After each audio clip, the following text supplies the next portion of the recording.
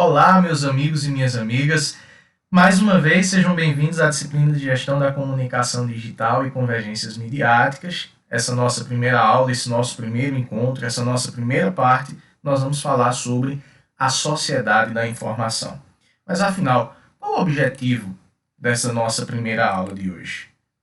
Compreender o cenário introdutório da gestão da comunicação, contextualizar as perspectivas acerca da sociedade da informação e conhecer as perspectivas filosóficas que permeiam a sociedade da informação e tudo aquilo que possibilitou o advento daquilo que nós estamos vivendo nos tempos atuais. Então, essa nossa disciplina, ela tem como intuito, como objetivo, nessa nossa primeira aula, falarmos a partir dos aspectos da sociedade da informação. Pois bem, antes de tudo, a gente precisa entender que para chegarmos a essa era mediatizada que nós estamos vivendo, a essa era totalmente midiática, nós precisamos passar justamente por algumas revoluções. Nesse caso, as revoluções industriais. E como se não bastasse, nós precisamos remontar e voltar na nossa linha do tempo aproximadamente 400 anos. A nossa primeira revolução industrial, a gente precisa levar em consideração que dentro, desse viés interdisciplinar da comunicação, principalmente a perspectiva do digital, nós remontamos essas 4 revoluções industriais. Talvez você deva estar se perguntando, professor, você está dizendo que são 4 revoluções? Como assim? Sim, nós já estamos vivendo a 4ª revolução industrial. Mas antes de tudo, a primeira revolução industrial ela aconteceu justamente em meados de 1700. Foi justamente aquela que foi iniciada na Inglaterra. Ela teve como o marco a mecanização dos processos, ou seja, a invenção das máquinas justamente para acelerar e substituir o trabalho humano. E, consequentemente, toda essa revolução ela estava fundamentada na extração de carvão, como uma nova fonte de energia. Então foram iniciados aí modos de produção em larga escala, justamente com a utilização dessas máquinas que eram justamente a vapor, para se ter uma invenção de novos sistemas de transporte, justamente como essas locomotivas. E como se não bastasse, essa primeira revolução industrial, ela permite o avanço do desenvolvimento da industrialidade. Então, como se não bastasse, no transcurso da nossa história, chegamos até a segunda revolução industrial, até porque após a primeira revolução industrial, a tecnologia ela começa a se desenvolver em um ritmo extremamente acelerado. Então, com o surgimento da eletricidade, com o surgimento do petróleo, com as novas formas de energia, a partir dos meados já do século XIX, 1870, inicia-se a segunda revolução industrial. Então, a utilização dessas novas energias, desse desenvolvimento das indústrias químicas, o desenvolvimento do aço, resultou justamente na evolução e na criação de novos eventos, como os automóveis, como telefones, como rádios. Então, todos esses avanços, eles só foram possíveis graças ao desenvolvimento da indústria que foi baseado em grandes fábricas que recebiam apoio financeiro, apoio político, justamente para o seu avanço. Além, claro, dos modelos de organização de produção industrial que foram elaborados justamente por Taylor e Ford. Foi a era do Fordismo. Foi um momento central onde a eletricidade ela se tornou grande diferencial nessa etapa. A industrialização ela se expandiu por vários países, o surgimento de várias empresas foi o elemento-chave dessa segunda revolução industrial e chegamos até a terceira revolução industrial, que se dá justamente com o fim da Segunda Guerra. Então nós percebemos que nessa terceira revolução industrial, com o fim da Segunda Guerra Mundial, os avanços tecnológicos eles levaram à descoberta de um novo tipo de energia que tinha um potencial gigantesco e, consequentemente, em relação aos outros tipos de energia, tinha-se um potencial enorme, que era justamente a energia nuclear. Então, na década de 70, final da década de 70, 60, início de 70, começa-se essa terceira revolução industrial, que foi justamente marcada pelo surgimento dos equipamentos eletrônicos, até porque nossos avós, talvez até nossos pais, ou vocês talvez, tenham vivenciado isso, né? A chegada das televisões na década de 50, mas possivelmente vocês não.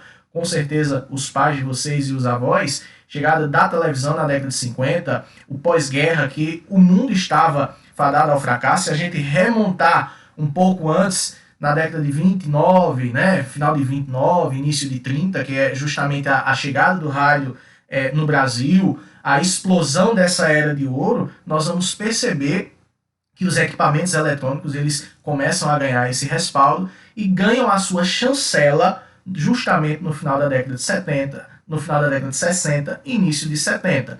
Até porque é o início da globalização, é o início da era de telecomunicações, é o início da era dos computadores. Então, esses novos tipos de tecnologia possibilitaram também a exploração espacial, possibilitaram também pesquisas na área de biotecnologia. Então, na área industrial, a terceira revolução ela trouxe a invenção dos robôs, né, e dos autômatos, e também as máquinas que operam de forma automática.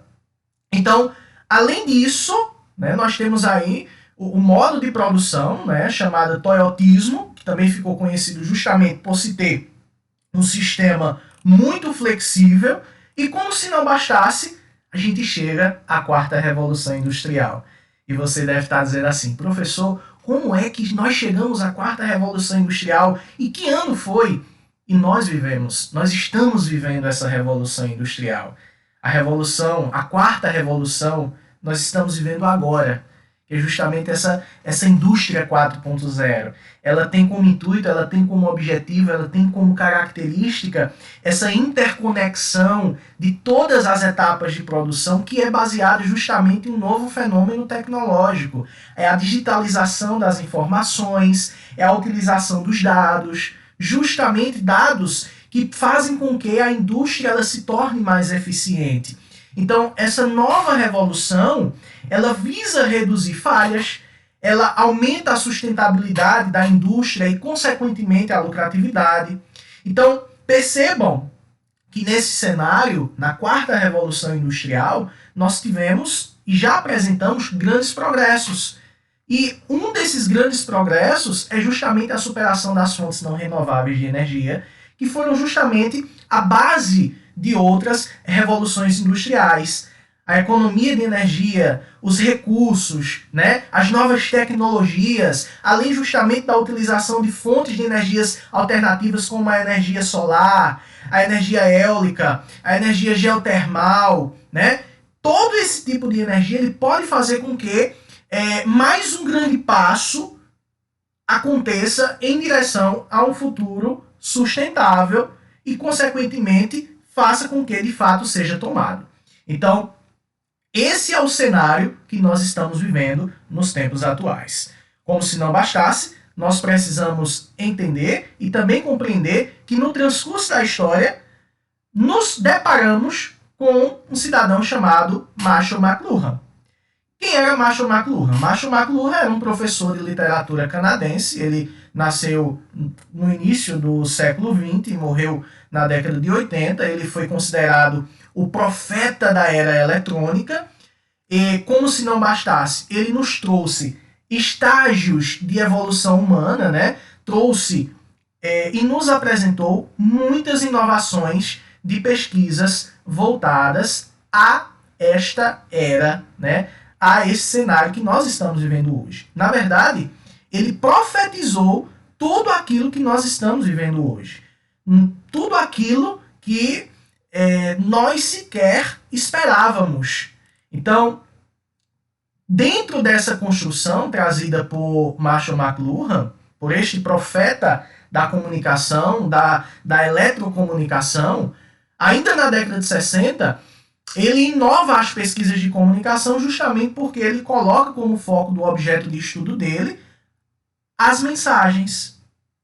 E as mensagens, elas vinham sendo estudadas, né? Marshall McLuhan nos aponta que o meio é a mensagem. ou seja, os meios em que as mensagens são produzidas. Então, para o teórico canadense, para Marshall McLuhan, que era canadense, a evolução humana ela foi dividida em 3 estágios: primitivo, tipográfico e o reenvolvimento verbivocovisual, certo? É uma palavrinha difícil da gente falar, mas a gente termina decorando. Então, no estágio primitivo, nós temos essa fase pré-tecnológica, que foi caracterizada justamente pelo interrelacionamento dos sentidos. Na fase tipográfica, nós temos uma fase pós-renascentista, né, quando é valorizada justamente a razão, o pensamento linear. E nesse reenvolvimento verbivocovisual, nós temos uma fase que é marcada justamente pela evolução da era eletrônica. Então, para Marshall McLuhan, na primeira etapa evolutiva, o homem ele necessitava utilizar todos os seus sentidos. Para quê? Para ele poder se relacionar com os seus pares. E justamente após o advento da imprensa, na visão de Marshall McLuhan, o homem ele passa a intensificar o uso da visão e posteriormente o uso da eletrônica. Então, o homem, ele a partir desse momento, ele pode e deve se desenvolver tecnologicamente. O homem, a partir desse momento, ele pode, e mais do que isso, ele deve criar meios eletrônicos de comunicação. Então, é a partir dessa conjuntura, é a partir desse momento que Marshall McLuhan desenvolve alguns princípios de comunicação, que é justamente os meios de comunicação como extensão dos sentidos do homem, a aldeia global e, consequentemente, o meio se torna a mensagem. Ora, quando você sai de casa, sem sombra de dúvidas, você não esquece de forma alguma o teu celular. Se você esquecer o seu celular, consequentemente, o que é que vai acontecer? Você vai voltar e vai pegar. Então, o celular, ele se tornou uma extensão de cada um de nós. É quase um órgão nosso. Hoje nós não vivemos sem um celular, sem um smartphone. E as pessoas, elas também sabem onde nos encontrar. As pessoas sabem onde nos achar, mesmo que nós estejamos offline. Por quê? Porque nós estamos presentes no cyberespaço. Nós vamos ter uma aula específica só para falar sobre essa temática, sobre o cyberespaço, para que nós possamos entender o ambiente ao qual nós estamos inseridos. Então, percebam que o celular ele se torna extensão de cada um de nós, assim como as redes sociais elas se transformam e se tornam a extensão da nossa identidade. Então, no transcurso da história, né, o homem ele começa a criar elementos tecnológicos que passam a funcionar como uma extensão de si mesmos. O celular é uma prova disso. No que diz respeito à aldeia global, Marshall McLuhan nos aponta que o desenvolvimento dos meios eletrônicos, dos meios tecnológicos, eles propiciaram o desenvolvimento de uma relação, né? Homem-eletrônica, homem-internet, e, consequentemente, essa relação social que o homem tinha antes, que até então era uma relação tipográfica, porque não se tinha eletrônica, não se tinha todo esse viés, né? Uma das principais revoluções que nós podemos dizer no âmbito da comunicação foi justamente o surgimento da tipografia, com Gutenberg, em meados do século XV. Então percebam que o homem ele volta a fazer parte de uma tribo global, de uma aldeia global, e ele passa a estar interconectado por meios eletrônicos de comunicação. Então, para o Marshall McLuhan, a aldeia global, com a aldeia global, nós vamos ter uma experiência comunicativa que vai permitir o compartilhamento das diversas culturas. E isso vai possibilitar que o meio se torne a mensagem. Por quê? Porque toda tecnologia, gradualmente, ela cria um ambiente humano totalmente novo. E a era eletrônica, ela criou o seu. A internet, ela está criando o seu. Então, para Marshall McLuhan, o novo ambiente, ele reprocessa o velho tão rapidamente, tão radicalmente, quanto a TV ela está processando o cinema, quanto o streaming está processando a TV. E assim sucessivamente. Por quê? Porque o conteúdo da TV é o cinema. O conteúdo do streaming é a TV e o cinema. e tantas outras coisas que nós estamos acompanhando nos últimos tempos. Então, o mais importante para o ser humano, né, a partir da ótica de McLuhan, é justamente o novo ambiente criado e, consequentemente, as suas mensagens. Né? Então, o ambiente que é criado ele é muito mais importante do que as mensagens. Então, o meio se tornaria a mensagem. Então, para ele, a mensagem de um meio é outro meio. Então, da imprensa, nós temos a palavra escrita. Da TV e do streaming, nós temos o cinema. E assim por diante.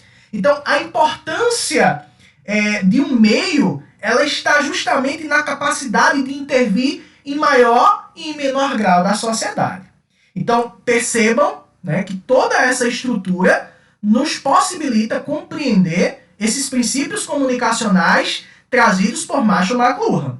Nesse nosso caminho, nesse nosso trilhar, nós vamos ter também personagens importantes, como Alvin Toffler. Alvin Toffler foi um escritor, foi um futurista norte-americano que evidenciou aspectos, né, da civilização que se divide em 3 ondas de transformação. Ele traz justamente a primeira onda, a segunda onda e terceira onda, e nesse caso, essas ondas, elas permeiam justamente o surgimento da agricultura e o seu desenvolvimento, o predomínio do setor industrial e esse novo mundo baseado na informação e no conhecimento. Então, entendam que a fábrica ela dá lugar ao lar.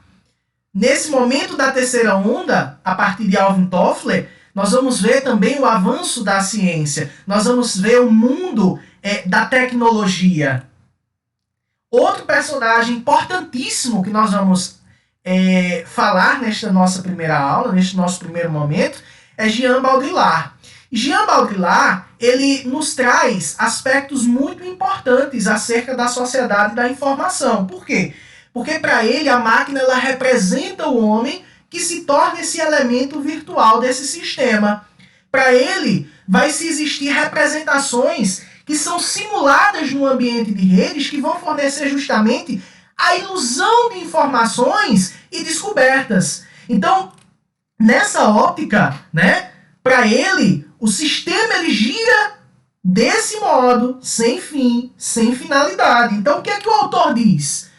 O sistema gira desse modo, sem fim, sem finalidade, devido à sociedade tecnocrática, devido às relações de poder, ao poder que é dominador dos meios de comunicação. A vida humana ela acaba se tornando uma realidade virtual.